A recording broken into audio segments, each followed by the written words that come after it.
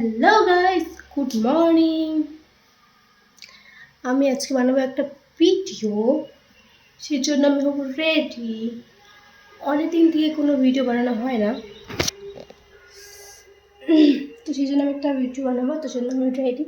আমি আজকে পরবো ওয়েট ওয়েট ওয়েট ওয়েট আমি আজকে পরবো হচ্ছে এই সুন্দর সুতির শাড়ি। তো চলো পরে আসি।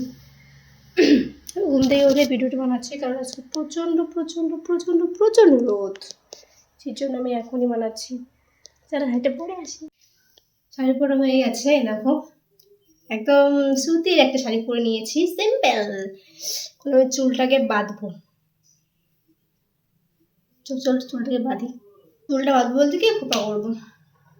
এই দেখো আমার চুল বাঁধা হয়ে গেছে, তারপর আর ভয়েস দিইনি, এখনই ভয়েস দিচ্ছি।